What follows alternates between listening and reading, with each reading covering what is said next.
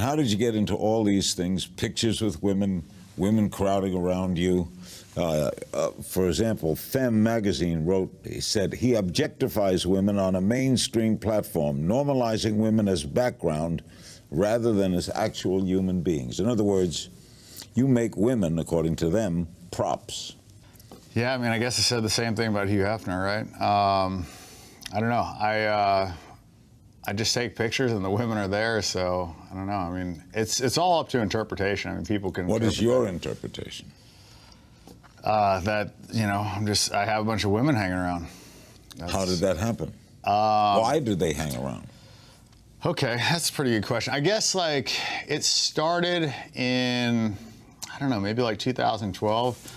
I kind of like figured out that life is more about setup. You know, I wanted to like set it up so that I could get laid without like having a bunch of conversations and dates and whatnot. So when I'd have these pool parties, I'd have like 30 of my friends and, you know. Male and female? No, 30 of my guy friends and then like 200 to 300 girls. And how did all those girls get to go there? You know, promoters, girls, you know, girls would invite girlfriends, and I had, you know, manicures, pedicures, masseuses, and, you know, full staff and everything. So the girls would just come there, hang out. And was the purpose sex? No, I mean, you know, you can't have sex with 300 girls. So the girls would come there because they wanted, you know, to hang out, drink, and not get harassed. And it was perfect for my, you know, buddies because, you know, it was like a 10-to-1 ratio. So the girls kind of had to compete for the guys, and we could just hang out, and girls would. It's like if a hot girl goes to a bar and she gets hit on 10 times, she can go home and sleep like a baby and not hook up with anybody. But if she goes to the bar and nobody pays attention to her, and nobody talks to her, then she almost like has to like hook up with somebody to feel validated a little bit. So these are kind of situations where there's just so many girls that nobody was hitting on them, nobody was being aggressive, and the girls would like come to the guys. So it's kind of like a setup thing. What do they think of you?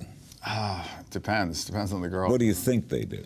I mean, usually girls that know me have a pretty high opinion of me, just because I'm always honest. You know, I'm not like a lot of the LA guys that sell them the dream, that tell them they love them, that tell them they're going to be monogamous, and, you know, promise them all this stuff. I just, you know, just keep it real.